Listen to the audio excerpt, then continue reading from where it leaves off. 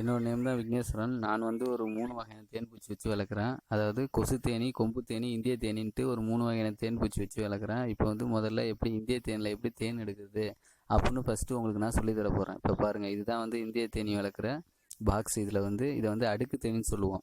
பாருங்கள் எப்படி தேன் எடுக்கிறேன்னு. இப்போ வந்து இதில் கிரீன் கலரில் இருக்குல்ல, அதுதான் வந்து சூப்பர் சாம்பரும்போம். இந்த ரெட் கலரில் இருக்கிறது வந்து ப்ரூடு சாம்பரும்போம். இந்த ப்ரூடு சாம்பரில் இருக்கிறது எல்லாமே வந்து அதோட முட்டைங்க. அதுக்கப்புறம் போலன், அதுபோல் அப்புறம் எல்லாமே வந்து ப்ரூடு சாம்பலில் இருக்கும். சூப்பர் சாம்பலில் வந்து தேவைக்கு அதிகமான தேனை வந்து சேர்த்து வச்சுருக்கோம். இப்போ பாருங்கள், ஃபுல்லாக அங்கே பாருங்கள் 6 சட்டம் இருக்கும் பாருங்கள். 6 சட்டத்துலேயும் அடை இருக்கும்.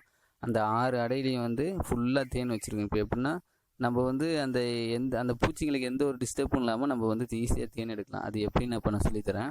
இப்போ பாருங்கள், சூப்பரில் மட்டும் தனியாக எடுக்க போகிறோம். எடுத்துகிட்டு தேனை மட்டும் போய் தனியாக எடுக்க போகிறோம். பூச்சி எந்த ஒரு கொட்டுமே கொட்டாது. பூச்சி கொட்டுங்கிற பயமே உங்களுக்கு வேணாம். பாருங்கள் எப்படி எடுக்கிறேன்னு பாருங்கள். இப்போ மேலே ஒரு பாக்ஸை தனியாக எடுத்துட்டேன்னா இது ஒரு சூப்பரு, கீழே ஒரு சூப்பர். இதில் வந்து கூட்டம் அதிகமாக இருக்கிறதுனால வந்து நான் 2 சூப்பராக வச்சுருக்கேன். நீங்கள் நார்மலாக ஒரு சூப்பரே வச்சு யூஸ் பண்ணலாம். இது வந்து ஸ்ட்ரென்த்து நிறையா இருக்குது, அதனால தான். இப்போ பாருங்கள், இதுதான் வந்து சூப்பர் சாம்பர். இப்போ வந்து நான் எப்படி எடுக்கிறேன் பாருங்கள். என்கிட்ட எந்த ஒரு க்ளவுஸும் இல்லை, எந்த ஒரு இதுவும் இல்லை. அந்த பூச்சி வந்து கொட்டுங்கிற பயமே உங்களுக்கு வேணாம். அங்கே பாருங்கள், இப்போ அடையை எடுக்கிறேன்னா ஃபுல்லாக அடை ஃபுல்லாக தேன் இருக்குது. பாருங்கள் எவ்வளோ தேன் இருக்க பாருங்கள். இப்போ பாருங்கள், இந்த தேனை இப்போ எடுத்தாச்சு அடைய. இப்போ என்ன பண்ணணுன்னா, அப்படியே லைட்டாக எடுத்து உதறி விட்டோன்னு வச்சிங்களேன், பூச்சி எல்லாமே அதில் வந்து இறங்கிடும். நம்ம அடையை வந்து தனியாக எடுத்துக்கலாம். இப்போ பாருங்கள், கொஞ்சம் எட்ட வந்துருக்கணும். பூச்சி கிட்ட நின்னோன்னா செக்குன்னு மூஞ்சிக்கு வந்தாலும் வரும். அதனால் இப்படி உதறி விட்டு எட்ட போய்க்கிறேன். இப்போ பழக்கம் இல்லாதவங்க என்ன செய்யலான்னு வச்சிங்களேன், பூச்சி கடிக்காமல் இருக்கணும் அப்படின்னு நினச்சிங்கன்னா என்ன பண்ணணுன்னா, இப்போ ஸ்மோக்கர்னு ஒன்று இருக்குது. அந்த ஸ்மோக்கர் என்ன பண்ணலாம்னா, லைட்டாக தேங்காய் நார் அதில் போட்டு கொளுத்தி விட்டோன்னா புகை போல் வரும். அந்த புகையை லைட்டாக அடித்தோம்னா அந்த பூச்சிங்களுக்கு வந்து ஒரு மந்த நிலை ஏற்படும். அந்த நேரத்தில் நம்ம வந்து ஈஸியாக உள்ளே இருக்கிற அடையை எடுத்துடலாம். அதனால் பயப்படணும். அங்கே பாருங்கள், இப்போ ஸ்மோக் பண்ணுறேன். இது பேர் ஸ்மோக்கர்னு அர்த்தம். இப்போ லைட்டாக புகை வந்துக்கிட்டு இருக்கும். அந்த புகை வரப்போ நம்ம அடையை வந்து ஈஸியாக எடுத்துடலாம். இப்போ பாருங்கள், லைட்டாக புகை இதில் வந்துக்கிட்டு இருக்குது. இப்போ வந்து அடையை ஈஸியாக எடுத்து அந்த பூச்சிங்களெல்லாம் எடுக்கிறேன். பார்த்துக்கிட்டே இருங்க. அதே போல் பூச்சி வந்து கொட்டாது.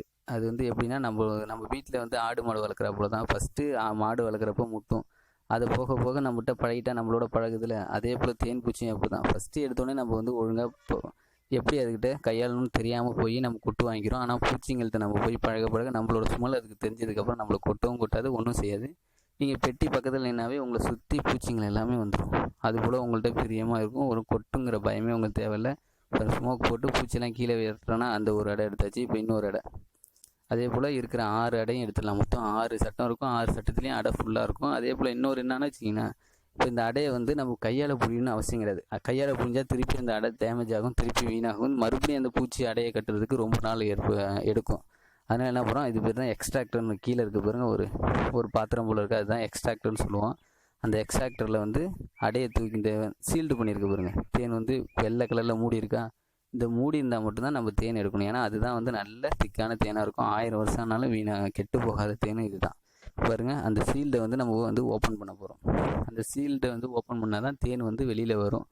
அதே போல் சீல்டு பண்ணாமல் வந்ததுன்னு வச்சிங்களேன், தேன் வந்து கொஞ்சம் நல்ல புளிப்பு சுவை அது போல் வந்து நீர்த்து போயிடும். அதனால தான் அந்த சீல்டு ஆனதுக்கப்புறம் தான் நம்ம வந்து தேனை வந்து எடுக்கணும். இப்போ பாருங்கள், பொறுமையாக அந்த சீல்டை வந்து லைட்டாக அந்த ஆப்பிளில் வந்து தோல் சீவும்ல, அதே போல் லைட்டாக இதுக்கு வந்து ஹனி கத்தின்னு ஒன்று இருக்குது. அந்த கத்தியை வச்சு ஈஸியாக பொறுமையாக அப்படியே எடுத்துடலாம்.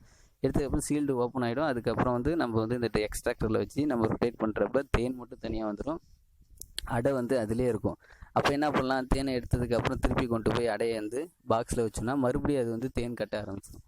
அதே போல் நம்ம மந்த்லி 1 டைம் எடுக்கலாம். பூக்கள் நல்லா பூக்கிற இடமா இருந்தால் 15 நாளுக்கு ஒரு தடவை கூட தேன் எடுக்கலாம். இப்போ பாருங்கள், இது சின்ன பாப்பா, என்னோடய அக்கா பொண்ணு தான். பாருங்கள், அது வந்து என்னோட வந்துக்கிட்டு தேன் பூச்சி அதுதான் எனக்கு ஃபுல் ஹெல்ப் பண்ணுது. தேன் அடை எடுக்கிறது, பூச்சி எடுக்கிறது எல்லாமே அதுதான். அது ஒரு சுத்தமாக இது வரைக்கும் எதுவுமே கடிச்சிருக்கு. அங்கே பாருங்க, சீல்டு எடுத்ததுக்கப்புறம் எப்படியே தேன் தெரியுதா. அதே போல் இந்த ரைட் சைடு லெஃப்ட் சைடு 2 சைடுமே ஃபுல்லாக நம்ம வந்து அடையை வந்து அப்படியே லைட்டாக எடுக்கணும். ரொம்ப அழுத்தி எடுத்தோன்னா அடை வந்து பிச்சுக்கும். அதனால் வந்து பொறுமையாக 2 பக்கம் தேனில் அடையை எடுத்துட்டோம். அதே போல் பாருங்கள், அதில் சின்ன சின்ன அப்படியே நைஸாக அப்படியே மேலக்க அப்படியே வந்து கட் பண்ண வேண்டியதான். கட் பண்ணிட்டோமா. இப்போ கட் பண்ணதுக்கப்புறம் எடுத்து இந்த எக்ஸ்ட்ராக்டரில் வைக்க போகிறோம். பார்த்துக்கிட்டே இருக்கு. இப்போ எக்ஸ்ட்ராக்டரில் வச்சு இப்போ பாப்பா சுற்றுவா பாருங்கள். ஈஸியாக சிம்பிளாக பண்ணலாம். இது வந்து கொசு நமக்கு வந்து தேன் வந்து கடிக்கும் அப்படிங்கிற பயமே தேவையில்லை. இப்போ பாருங்கள், என்கிட்ட எந்த ஒரு க்ளவுஸும் போடல, எந்த ஒரு மாஸ்க்கும் போடல. ஆனால் வந்து தேன் பூச்சிலேருந்து தேன் எடுத்துக்கிட்டு இருங்க பாருங்கள். கொட்டு தான் எக்ஸ்ட்ராக்டர்னு சொல்லுவோம். இதில் வந்து உள்ளே வச்சுட்டோமா, உள்ளே வச்சுட்டு இப்போ வந்து வச்சு அடுத்தது இன்னொன்று அதே போல் ஃபஸ்ட்டு எப்படி வைத்தோமோ அதே போல் அடையை வந்து லைட்டாக இங்கே பாருங்கள், மேலே இருக்கிற தோல் மட்டும் தான் வெளில வருது பாருங்கள். நம்ம கொஞ்சம் அழுத்தி எடுத்தோன்னா அந்த அடை வந்து டேமேஜ் ஆகிடும். அதுக்கப்புறம் திருப்பி அது வாயில் கட்டுறதுக்கு ரொம்ப கஷ்டம். ஒரு அருங்கோணம் கட்டுறதுக்கு அது வந்து ஒரு அருங்கோணம் தான் ஒரு பூச்சால் கட்ட முடியும். எவ்வளோ பூச்சிங்களும் சேர்ந்து இவ்வளோ பெரிய அடையை கட்டியிருக்கேன். அந்த அடையை நம்ம வந்து டேமேஜ் பண்ணலாமா? அதனால தான் லைட்டாக பொறுமையாக எடுத்ததுக்கப்புறம் இப்போ கொண்டு போய் எங்கே பாருங்கள் எக்ஸ்ட்ராக்டில் வச்சு சும்மா லைட்டாக ஒரு சுற்றினா போதும். இப்போ பாருங்கள், இந்த சின்ன பாப்பா சுற்றுற அளவுக்கு தான் இருக்கும் அடோட ஸ்பீடு.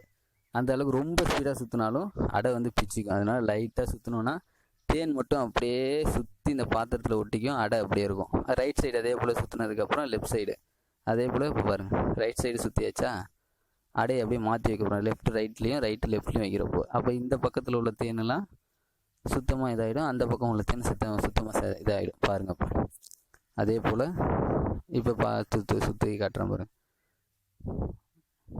நல்லா இங்கே பாருங்க, லெஃப்ட்டு ரைட்டு ரெண்டு பக்கமும் ஈஸியாக ரொம்ப எளிமை தான். இதே போல் வைக்கிறேன். இதே போல் நான் வந்து ஒரு 3 வகை தேன் விளைக்கிறேன். கொசு தேனி, அடுத்தது இந்த இந்திய தேனி, அதுக்கப்புறம் வந்து கொம்பு தேனி. நான் இனி வர வீடியோவில் வந்து அடுத்தது கொசு தேனி எப்படி வளர்க்குறது, கொம்பு தேனி எப்படி வளர்க்குறது, எல்லா வீடியோவும் நான் வந்து உங்களுக்கு வந்து நான் போட்டுக்கிட்டே இருக்கேன். இங்கே பாருங்க, தேன் மட்டும் அடியில் தங்கிடுச்சா, இது ஃபுல்லாக தேன். இதில் எப்படி இருந்தாலும் வந்து ஒரு 2 கிலோ தேன் இருக்கும் பாருங்கள். இது வந்து மெழுகு. இந்த மெழுகை வந்து நம்ம வந்து மெழுகு எடுக்கலாம். சுத்தமான மெழுகுனா இதுதான். மெழுகு எப்படி எடுக்கிறது, எப்படி சேர்த்து வைக்கி, அதையும் நம்ம வந்து எப்படி மார்க்கெட் பண்ணுறதுன்னு நான் சொல்லித்தரேன் அதுக்கு அடுத்த வீடியோவில்.